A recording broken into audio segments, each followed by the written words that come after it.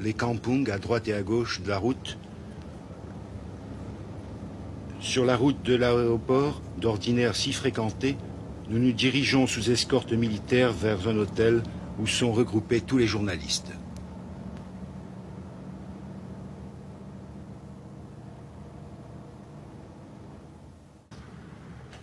Les routes de l'aéroport sont sillonnées en permanence par des patrouilles militaires.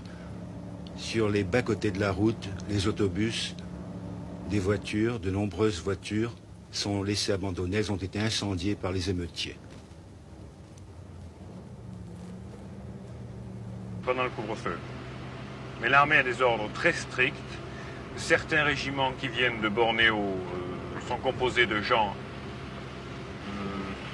Le gouvernement, l'armée, la police maintenant organisent des convois qui transportent du riz et des nourritures essentielles comme l'huile, le sucre dans des boutiques de détail.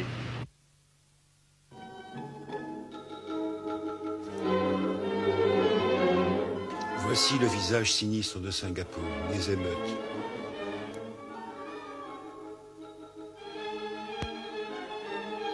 Le bilan des émeutes raciales est lourd. Plus de 200 morts, de nombreux blessés, 140 voitures incendiées, plus d'une centaine de maisons brûlées, 2500 arrestations. Les troubles ont commencé mardi 13 mai vers 7 heures du soir, de l'extérieur de la ville, Kampong Baru, Kampong Pandan, etc. Et vers 9 heures, il y avait environ 60 morts. Vers minuit, 200.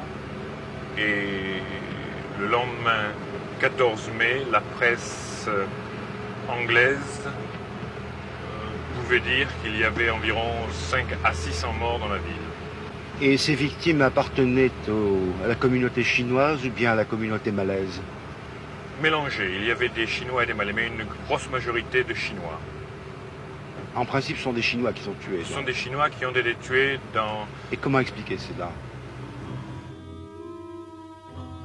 Ce sont les réfugiés, des Chinois ou des Malais, dont les maisons ont été détruites ou bien des gens qui ne peuvent regagner leur domicile situé dans les zones interdites.